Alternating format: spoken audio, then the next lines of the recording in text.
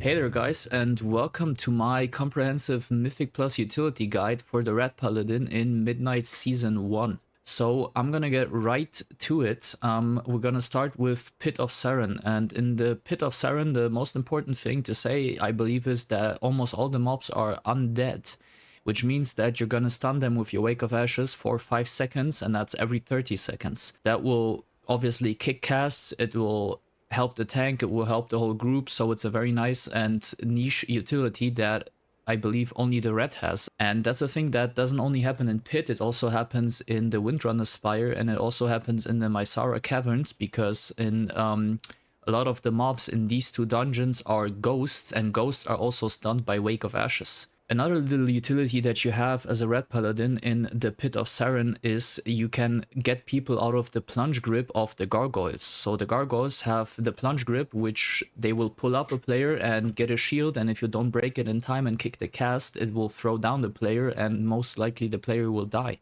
You can free them, the player that gets gripped, or yourself obviously, and get them out of that plunge grip immediately. Following that, we have the boss Iken the double boss, which will obviously at some point in the fight fixate a few players, or, you know, switch from player to player. The player that gets fixated, you can bop them, or you can bop yourself or bubble yourself. Either way, you're going to be immune to the melee hits of the boss, and you can just keep standing and don't have to run away through all those green shit puddles on the ground. Then there's also the Rhinebone Cold Raves. The Rhinebone Cold Raves give people a dot which also slows them, which is called Permeating Cold. Permeating Cold can also be taken off with Freedom because it is a slow. So it is completely removed by that. Next off, we got Nexus Point, and the Nexus Point, there's only one thing that I can think of right now. Feel free to add any more things if you know of any, but we got the Flux Engineers, I believe, and the Flux Engineers have an ability that is called Suppression Field. It will put a little, these mobs will put a little ring around players, and that ring is also a slow and a dot at the same time, which can be dispelled with Freedom. Then we got Seeds, and in Seeds, right at the start, you got those Merciless Subjugators, and the Merciless Subjugators give people Chains of Subjugation. They cast it on all 5 players, and you can pre-freedom here, so you and the other player that gets your freedom don't even get those chains. In case you don't manage to pre-freedom it, you can always freedom it after you get the chains as well, and it will simply remove the chains. Cast it on a player you think is squishy or that cannot remove it themselves, or just cast it on yourself and another random player will get it if you're not sure who to cast it on exactly. So Windrunner and Mysara I already mentioned. You can stun a lot of mobs because they are ghosts, but in Mysara we have a few other things we can do. First off, the first boss in Mysara, the double boss, the hunter with his pet, he will at some point do a frontal on a certain player, which is this ability here, Barrage, and Barrage applies something which is called Vile Branch Sting.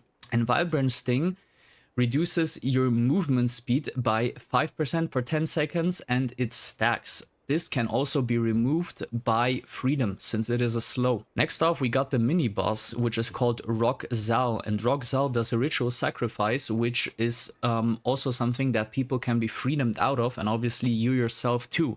You would just choose a random player to sacrifice and immediately freedom them or yourself, and you will get them out of that and don't have to kill that dagger or whatever that thing is first to get them out of it. And last but not least, we got these Hollow Soul Render mobs here, which will do a Frost Nova. It's also a ring around the player that gets it, and once it expires, it will root the player and everyone inside the ring. You can give the person that has it freedom before it even expires, and you will just remove it. Unless you don't manage to give them freedom before that and they do get rooted, you can just remove the root with freedom after that. And that's all I could think of for right now. If you have anything else that comes to mind, feel free to leave it in the comments. I may have forgotten a few things, but that is what I think is the most important stuff that I have noticed so far. Has to be said, it's only a few days into the season. A few new things might be discovered and probably will be. But so far, that's what I could think of. Thanks for watching, guys. Feel free to check out my Twitch where I am live streaming regularly. However, it has to be said that I do stream mainly in German. But I do speak English, so if you have any questions or want to chat in English, feel free to do so. It's not an issue at all. and I'd be very happy to see you there. Enjoy your day, guys. Have fun in Midnight, and I'll see you the next time.